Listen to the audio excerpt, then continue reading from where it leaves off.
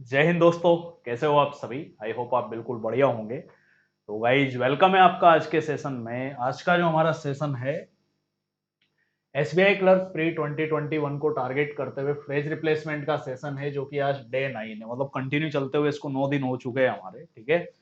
और इसका जो टाइमिंग है वो आपके 4:45 4:45 PM, 4:45 इवनिंग में।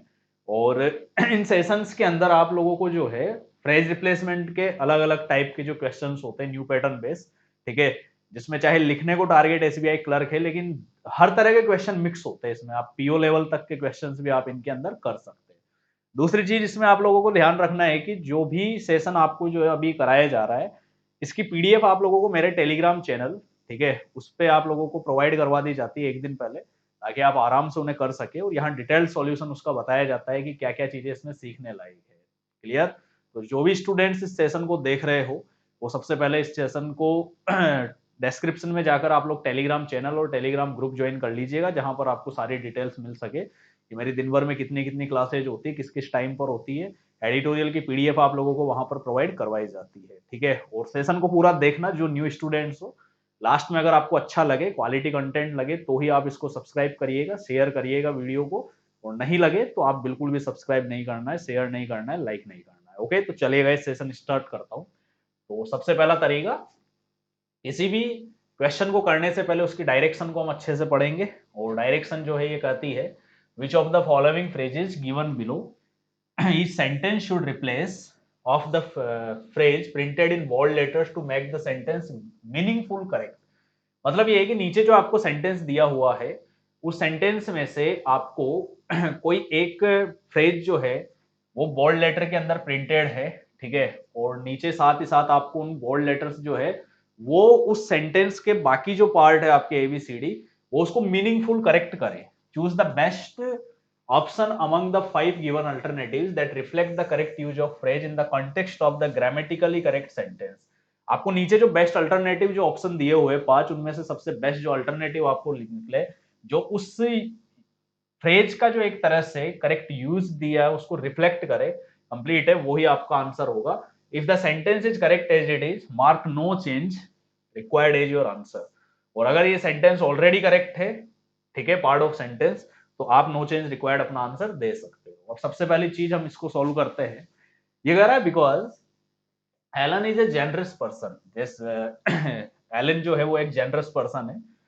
सी is going to make a profuse donation to her favourite charity. Clear? अब यहां अगर मैं बात करूं गाइस, तो सबसे पहली चीज की यहां पर एलन के लिए सी आया है, ये हम कैसे पता करेंगे? क्योंकि एक ऑप्शन में हमारे को ही भी दिया हुआ है, बाकी सब कुछ सेम है, he is going to make complete. तो ऐसी कंडीशन में यहां जब पीछे हम देखेंगे तो यहां लिखा हुआ है हर। तो हर किसके लिए आता है जनरली? कोई भी फेमिनाइन जेंडर के लिए। तो इससे पता लगता है कि सी अपनी जगह राइट है। जिस ऑप्शन के अंदर ई है हम उसे पहले हटा देंगे। फिर उसके बाद जब मैं देखता हूं तो यहाँ एलन के साथ इज लग रहा है, ये किसकी क्वालिटी के तौर पर जेनरस पर्सन यहाँ एडजेक्टिव फॉर्म बना रहा है। और सेंटेंस पता लगता है आपके प्रेजेंट में है, तो मतलब इज गोइंग अपनी जगह क्या है? राइट है। क्लियर? फिर उसके बाद अनदर वर्ब के लिए आपको बहुत अच्छे से पता है कि टू के साथ वर्ब की फर्स्ट फॉर्म लगाई जाती है, जो आपके ग्रामर के अंदर कहलाता है इन्फिनिटिव। क्या कहलाता है? इन्फिनिटिव। तो टू के साथ वर्ब की फर्स्ट फॉर्म आ रही है, ये अपनी जगह राइट है। लेकिन ऐसी कंडीशन में जब टू अगर आ जाए तो वो क्या माना जाता है? आपके रॉन्ग माना जाता है। फिर है प्रोफ्यूज डोनेशन। कैसा डोनेशन? प्रोफ्यूज। प्रोनाउंसिएशन के अकॉर्डिंग बिल्कुल यहां पर ए आना चाहिए। क्लियर है? जबकि अगर यहां आपके एन लग रहा है तो ये अपनी जगह रॉन्ग हो जाएगा। और इज के साथ वर्ब की फर्स्ट फॉर्म प्लस आईएनजी आनी चाहिए। क्यों आनी चाहिए? क्योंकि ये सेंटेंस किसी भी तरह से पैसिव में नहीं है। तो अगर यहां पर इज के साथ गोन लग गया तो आपके सेंटेंस क्या हो जाता है गाइज? रॉन्ग। मतलब ये सेंटेंस ऑलरेडी राइट है और आप लोगों का आंसर होगा नो चेंज रिक्वायर्ड। किसी करेक्शन की यहां पर जरूरत हमारे को नहीं है। समझ आया हो तो डन कीजिए, और डाउट हो तो पूछिएगा, किसी भी तरह से कोई भी डाउट हो अगर आपको पूछिए।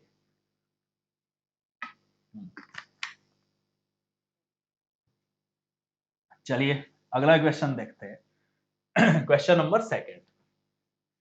क्वेश्चन नंबर सेकंड हमारे को कहता है, the dictator insisted that his strict rules were for that betterment of his people। देखिए डिक्टेटर होता है आपके तानाशाह को बोला जाता है, जिसको हम टायरेंट भी कहते हैं। इंग्लिश में क्या कहते हैं? हम इसे टायरेंट भी कहते हैं।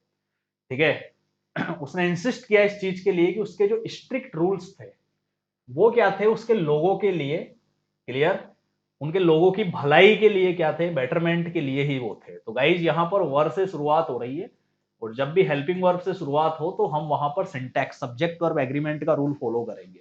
हम देखेंगे कि नाउन कैसा है। तो नाउन यहाँ बात करें तो स्ट्रिक्ट रूल से, जो कि प्लूरल है अपने आप में, तो वर्ब ऑब्वियसली सी बात है प्लूरल आएगी, तो वर्ब अपनी जगह राइट है। अब जहां पर प्लूरल वर्ब नहीं है उनको हम एलिमिनेट कर देंगे, तो वॉज वाले ऑप्शन हमारी क्या हो जाता है, एलिमिनेट होते हैं। फिर हमारे पास दो चीजें बच रही है, वर्ब फ्रॉम दैट बेटरमेंट और वर्ब फॉर द बेटरमेंट। ठीक है, अब किसी चीज के लिए जब बेटरमेंट की बात होगी तो प्रेपोजिशन ऑब्वियसली सी बात है फॉर का ही यूज होगा, ना कि फ्रॉम का यूज होगा। तो फ्रॉम वाले को भी हम क्या कर देते हैं, हटा देते हैं। फिर ये कह रहा है for that betterment of his people. तो गाइज यहां पर बेटरमेंट एक नाउन है, ऑफ प्रेपोजिशन है, हिज पीपल नाउन है, और जहां पर कंडीशन आपके एनपीएन बनती है, मतलब नाउन प्रेपोजिशन नाउन, उसमें फर्स्ट नाउन से पहले आर्टिकल किसका यूज होता है, द का यूज होता है, ना कि देट का यूज होगा। तो आप लोगों का आंसर बी होगा, और वहां देट होने के कारण वो रॉन्ग हो जाता है, तो नो चेंज रिक्वायर्ड भी आपका आंसर नहीं होगा। समझ आया हो तो डन कीजिए, डाउट हो तो पूछिएगा, किसी भी तरह से कोई डाउट हो।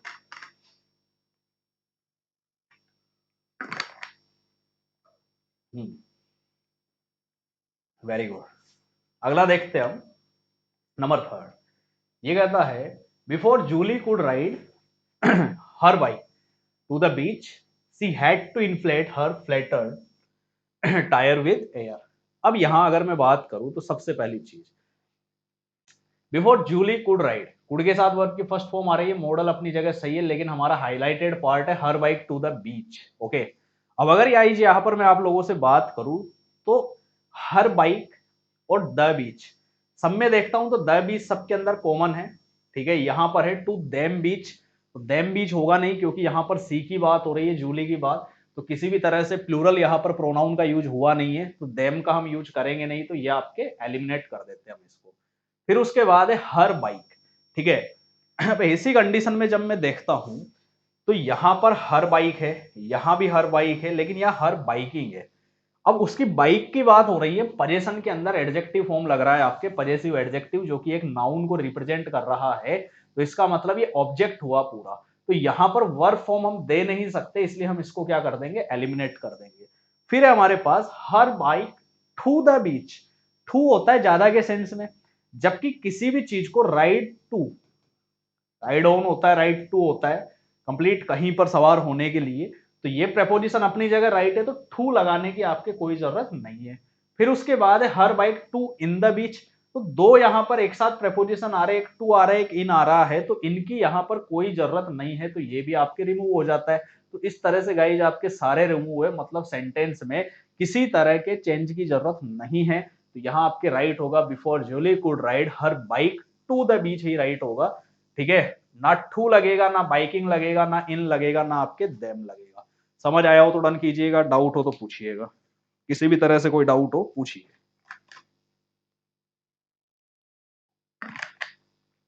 हम्म, अगला देखते हैं क्वेश्चन नंबर 4। क्वेश्चन नंबर 4 कहता है the prevalence of diabetes and obesity in adults continues to rising a junk food portions sizes get bigger and bigger। अब मैं यहां बात करूं तो इस जगह को उठा लो, सबसे पहले टू राइजिंग लग रहा है। अब टू के साथ आपको पता है वर्ब की फर्स्ट फॉर्म लगेगी। ठीक है, फोर्थ फॉर्म आ रही है, तो इसका मतलब क्या है कि फिक्स प्रेपोजिशन आना चाहिए, जो कि यहाँ पर बन नहीं रहा। ठीक है, तो ऐसी कंडीशन में राइजिंग नहीं होकर पहले तो क्या होगा, यहाँ पर आपके राइज होगा। अब जिसमें आपके राइजिंग आ रहा है वो रॉन्ग हुआ, तो नो चेंज रिक्वायर्ड हो गया, क्लियर। फिर उसके बाद कंटिन्यूज एक वर्ब है, अनदर वर्ब ऐड करने के लिए हम टू लगाएंगे, ना कि टू लगाएंगे, तो ये भी आपके एलिमिनेट हो जाता है। फिर उसके बाद ये कह रहा है to rise a junk food portion. अब अगर मैं बात करूं तो यहां कहता है to rise a junk food portioning, तो किसी भी चीज के हिस्से के लिए हम पोर्शन का यूज लेंगे, ना कि पोर्शनिंग का, तो ये भी एलिमिनेट हो जाता है। और to rise as in junk food portioning, तो गाइज हमेशा ध्यान रखो एज और लाइक, ठीक है, इनके बाद आप वैसे भी डायरेक्टली कोई भी नाउन या प्रोनाउन का यूज आप कर सकते हो। तो वापस से हमारे को इन लगाने की कोई जरूरत यहां पर नहीं है, तो आप लोगों का आंसर क्या होगा, सी। मतलब ये राइट होगा, to rise a junk food portion sizes get bigger and bigger. समझ आया हो तो डन कीजिएगा, और डाउट हो तो पूछिएगा किसी भी तरह से।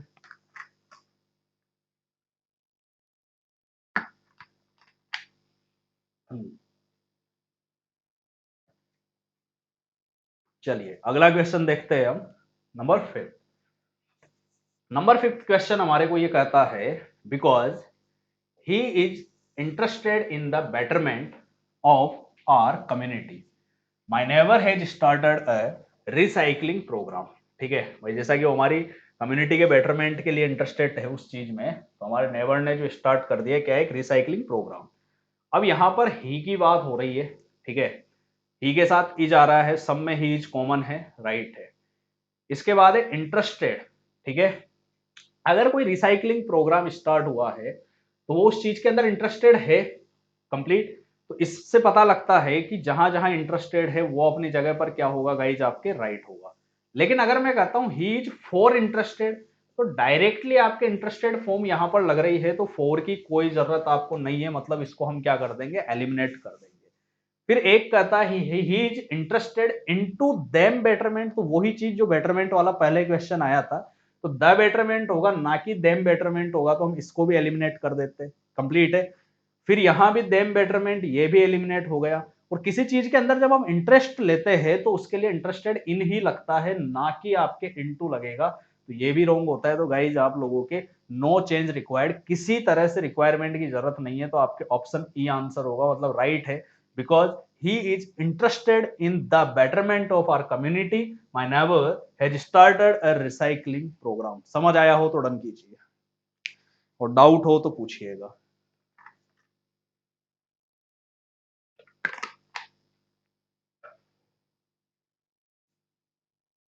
चलिए अगला देखते हैं, क्वेश्चन नंबर 6। ये क्वेश्चन नंबर 6 वो ही आ चुका है जो हमने कल किए थे, ठीक है। मतलब इस पेपर के अंदर आप लोगों के सामने 5 क्वेश्चन तो एक्चुअल एग्जाम जो टारगेट एसबीआई क्लर्क है उसको लेवल पे ध्यान रखते हैं, लेकिन ये जो अगले 5 है ये मेंस लेवल को फोकस करते हुए है, ठीक है। सेंस बेस निकलेगा इनमें मामला। सेंस बेस क्या कहता है तो समझना, ये कहता है कंपल्सरी अटेंडेंस। कंपल्सरी अटेंडेंस जो होती है क्लासरूम के अंदर, which contributes to the intelligence of learning, must be replaced by credit of classroom participation. भाई कंपल्सरी अटेंडेंस जो होती है एक तरह से, या अनिवार्य जो उपस्थिति होती है, कंप्लीट है, वो क्या करती है, एक तरह से कंट्रीब्यूट करती है किस चीज में, लर्निंग की इंटेलिजेंस के अंदर, सीखने की इंटेलिजेंस। तो सीखने की कोई इंटेलिजेंस होती नहीं है, तो इसको सेंस के अकॉर्डिंग हम क्या कर देंगे, हटा देंगे। फिर ये कह रहा है कि इस compulsory attendance must be replace, ये रिप्लेस होनी चाहिए by credit for classroom participation. किसके द्वारा, क्लासरूम पार्टिसिपेशन के क्रेडिट के द्वारा, कंप्लीट। अब अगर मान लीजिए मैं कहता हूं कि कंपल्सरी अटेंडेंस जो है which contributes is essential to improvise the IQ level, ठीक है। मतलब आईक्यू लेवल को इंप्रोवाइज करने के लिए जो एसेंशियल चीज है उससे लर्निंग की बात हो, तो ये गाइज आपके पॉसिबल है नहीं, क्योंकि आईक्यू लेवल की बात हो नहीं रही। फिर ये कहता है कंपल्सरी अटेंडेंस सेंस के बेस से समझ रहा हूं, which contributes goes against the spirit of learning, ठीक है। मतलब ये है कि यहां पर अगर मैं रखता हूं goes against the spirit of learning, मतलब सीखने की जो एक स्पिरिट होती है उसके अगेंस्ट जाती हो ये चीज, क्लियर। मतलब सीखने की भावना के विरुद्ध अगर किसी भी तरह से ये चीज कंट्रीब्यूट कर रही है तो रिप्लेस होना चाहिए किसके द्वारा, क्लासरूम पार्टिसिपेशन के क्रेडिट के द्वारा, क्लियर। तो ये जमता है थोड़ा सा। फिर मैं यहां कहता हूं कि essence compulsory attendance which contributes remains as a boredom. तो बॉर्डम का मतलब होता है कोई भी चीज जो उदासी लेकर आए, बोरिंग लेकर आए, तो यहां पर नेगेटिव फॉर्म के अंदर किसी भी तरह से आपके बात नहीं की गई है, तो इसको हम रिमूव कर देंगे। और एक है proves to be a panacea, clear. Panacea, sorry यार, एक, ओके। पेनेशिया जो होता है गाइज आपके, ये होता है कोई भी डिफिकल्टीज होती है उसका सॉल्यूशन को बोला जाता है। और इंडिविजुअली वैसे अगर मैं बात करूं तो जितनी भी डिजीज होती है उनकी रेमेडीज जो होती है उनको भी हम क्या कहते हैं, पेनेशिया कहते हैं। मतलब हिंदी में से कहा जाता है आपके रामबाण कहा जाता है। तो अगर मैं कहता हूं which contributes proves to be a panacea, ठीक है, ऑफ लर्निंग। क्लियर। तो गाइज अगर यहाँ क्लासरूम पार्टिसिपेशन के क्रेडिट की बात हो रही है तो पेनेशिया सेंस यहाँ बनेगा नहीं, तो यही भी आपके रॉन्ग हो जाता है। तो राइट होगा आपके ओनली बी, जो कि कहता है contributes goes against the spirit of learning. सीखने की जो एक स्पिरिट होती है, एक भावना जो होती है कंप्लीट, उसके विरुद्ध चली जाती है और उस चीज में क्या करता है, आपकी योगदान करता है कंपल्सरी अटेंडेंस। समझ आया हो तो डन कीजिएगा, और डाउट हो तो पूछिएगा किसी भी तरह से।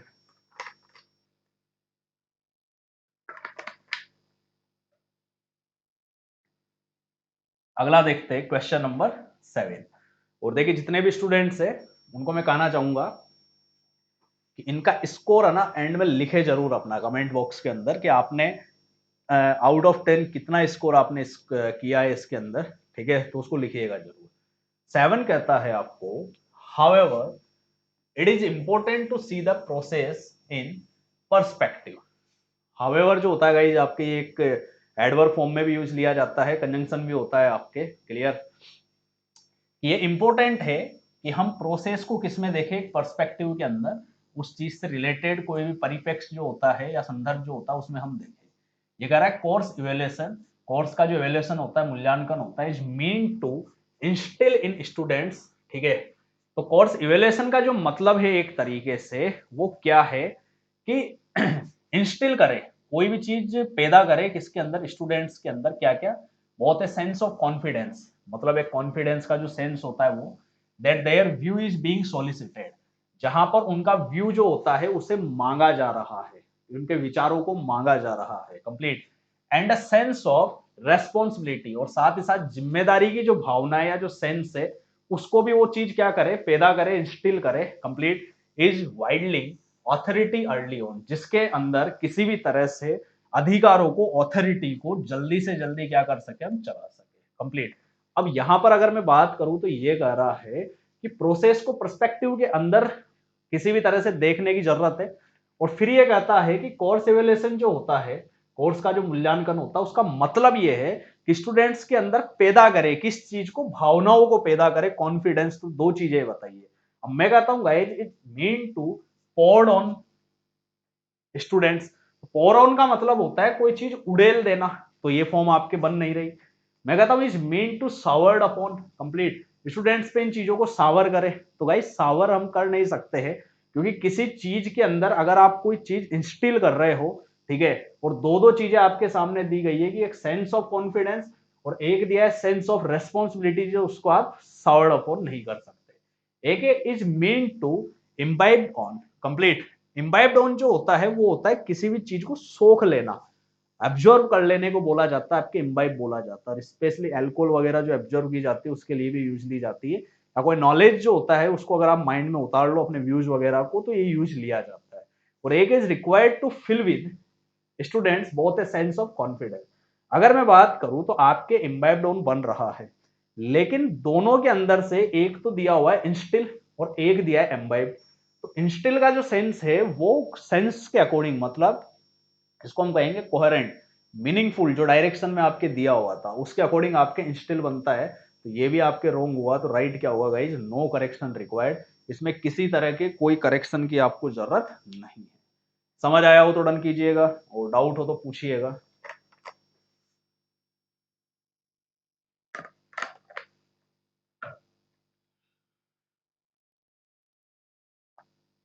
क्वेश्चन नंबर 8 ये कहता है पाइंसर मूवमेंट, पाइंसर आंदोलन या मूवमेंट जो होते हैं, तो मैं आपको बताता हूँ पाइंसर वर्ड जो होता है इसका मतलब होता है जब दो अलग अलग चीजों से एक चीज की बात की जाए, उस एक पे फोकस करते हुए, तो उसे हम कहते हैं पाइंसर। ठीक है, तो pincer movement of corporate interest and political presses, pressure sorry. तो पॉलिटिकल प्रेशर और कॉर्पोरेट इंटरेस्ट की जब बात हो रही है तो दो चीजों पे से एक मूवमेंट पे आते किसी भी चीज, तो उसे क्या बोला जाता है, आपके पाइंसर movement. combined with regulatory overdrive have improvised the autonomy of the teacher। ठीक है, ऑटोनॉमी ऑफ द टीचर का मतलब शिक्षक की जो एक स्वायत्ता होती है, ऑटोनॉमी जो होती है, ये मैंने वर्ड आपको एक फ्रेज रिप्लेसमेंट की क्लास के अंदर बताया भी है कंप्लीट। अब इन दो चीजों ने मिलकर, कौन कौन सी, प्रेशर, पॉलिटिकल प्रेशर और कॉर्पोरेट इंटरेस्ट जो है, ये कंबाइंड होकर किसके साथ, रेगुलेटरी ओवरड्राइव के साथ, इन्होंने टीचर की ऑटोनॉमी को क्या करा है, इंप्रोवाइज करा है, मतलब नेगेटिव फॉर्म में जा रहा है। अब जिसके अंदर आपके बात करूं मैं, एक बोलता है आपके कार्ड आउट, ठीक है।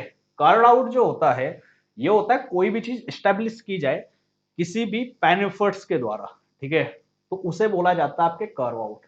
तो यहां पर तो ऑटोनॉमी को क्या कर दिया गया है, एक तरह से कम किया गया है, तो कम करने के सेंस में यूज नहीं हो रहा है, इसे हटा देंगे। हैव डेमोलिश्ड, बिल्कुल तरीके से विनाश कर दे तो वो पॉसिबल नहीं है, ये भी हट जाएगा।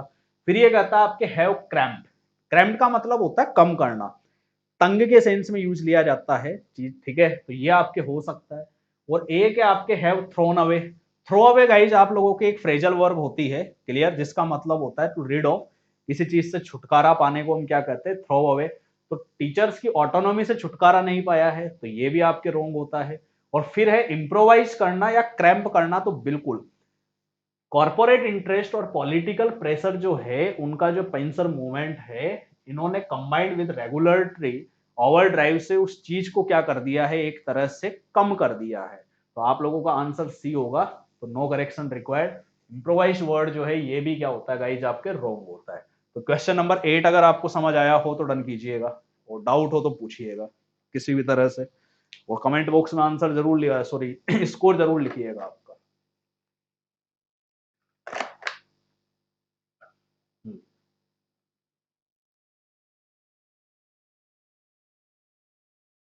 अगला देखते हैं हम क्वेश्चन नंबर 9। ये कहता है in addition to enhancing trade, व्यापार को अगर बढ़ावा दें हम, तो इसके अलावा connectivity can significantly improve people to people interaction leading to better understanding. भाई कनेक्टिविटी जो होती है उसको बिल्कुल महत्वपूर्ण रूप से इंप्रूव कर सकती है वो किसी चीज को, किस चीज को, पीपल टू पीपल इंटरेक्शन, लोगों से लोगों के द्वारा जो इंटरेक्शन होता है, लीडिंग टू बेटर अंडरस्टैंडिंग, जो कि लीड करता है किस चीज के अंदर, अच्छी समझ के अंदर, ग्रेटर टॉलरेंस, अच्छा उसके अंदर टॉलरेंस हो, एंड क्लोजर डिप्लोमेटिक रिलेशंस, और साथ ही साथ क्या हो उसके अंदर बहुत घनिष्ठ, ठीक है, डिप्लोमेटिक रिलेशंस हो किसी भी तरह से कंप्लीट, जिनको हम हिंदी में कहते हैं राजनयिक संबंध इन द रीजन, उस क्षेत्र के अंदर कंप्लीट।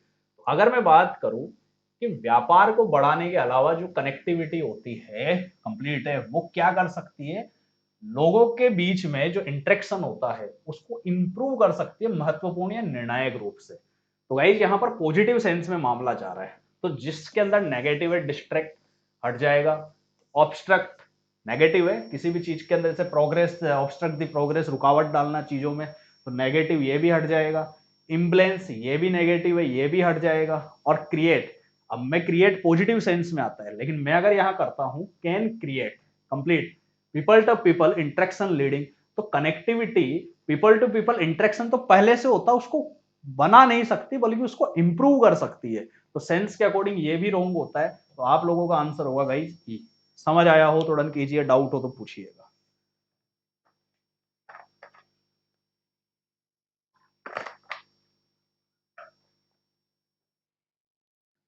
चलिए और लास्ट क्वेश्चन देखते हैं हम 10। ये कहता है while it may be unwise to read too much into a single case। भाई एक तरह से अगर हम देखें तो बिल्कुल ये चीज अनवाइज हो सकती है, मूर्खतापूर्ण हो सकती है, नासमझी हो सकती है, to read too much into a single case, किसी एक केस के अंदर बहुत ज्यादा हम उसको रीड करें, पढ़े उस चीज को। द भूषण स्टिल रिजोल्यूशन, ठीक है, is drastic step for banks, clear. भाई भूषण स्टिल जो रिजोल्यूशन है कंप्लीट है, भूषण स्टिल का जो संकल्प है वो बैंक्स के लिए क्या है, एक बहुत ही ड्रेस्टिक स्टेप है कंप्लीट, नेगेटिव फॉर्म में, because they typically manage to recover only about 25% of their money from defaulters, क्योंकि उन्होंने मुश्किल से ये चीज मैनेज करी कि वो उनके मनी डिफॉल्टर्स जो भी थे आपके, ठीक है, सॉरी डिफॉल्टर्स से कितना परसेंट पैसा उन्होंने रिकवर किया, 25% कंप्लीट। तो इससे पता लगता है कि रिकवर तो कर रहे हैं ना वो, क्लियर। तो इसका मतलब ड्रेस्टिक स्टेप तो हो नहीं सकता, तो ये आपके रॉन्ग हो जाएगा। अगर मैं कहता हूं is nevertheless an increasing sign complete, भाई भूषण स्टिल रिजोल्यूशन जो है वो फिर भी, नेवरदलेस का मतलब होता है फिर भी या तथापि, क्लियर, वो क्या हो सकता है, एक इनकरेजिंग साइन हो सकता है, मतलब एक इनकरेजिंग उत्साहपूर्ण एक संकेत हो सकता है, क्लियर, किसके लिए, बैंकों के लिए। तो ये पॉजिटिव वे में जा रहा है, मतलब हो सकता है। Is never prove to be vital. तो भैया उधर रिकवरी तो हो रही है ना, तो ये नेगेटिव वे में ये जा रहा है तो ये रॉन्ग हो जाएगा। हैज क्रिएटेड ए प्रॉब्लम, तो प्रॉब्लम कैसे क्रिएट करेगा, नेगेटिव वे में नहीं जाएगा, ये भी रॉन्ग होता है। और हैज रिलीज द टेंशंस, तो नेगेटिव वे में ये भी जा रहा है, टेंशंस की बात कर रहा है रिलीज करने की, तो ये भी रॉन्ग होता है। तो आप लोगों के आंसर क्या होगा, ए, जो कि कहता है while it may be unwise to read too much into a single case, the Bhushan Still resolution is nevertheless an increasing sign। Bhushan still resolution जो है, ठीक है, वो फिर भी क्या है कि इंक्रीजिंग साइन है बैंक्स के लिए, because they typically manage to recover only about 25% of their money from defaulters. Okay, तो ये गाइज आप लोगों का आंसर ए होता है। आई होप आपको अच्छे खासे तरीके से समझ आया होगा। अगर किसी क्वेश्चन में डाउट है तो कमेंट बॉक्स में अपने डाउट लिखिएगा, और साथ ही साथ अगर सेशन अच्छा लगा हो तो इस सेशन को लाइक कीजिएगा, सब्सक्राइब कीजिएगा चैनल को, ठीक है, और क्वालिटी कंटेंट और बच्चों तक भी पहुंचे तो इनको शेयर जरूर करा करें अपने social platform, social media platform आप जो भी यूज कर रहे हैं। क्लियर? तो thank you so much guys, जय हिंद।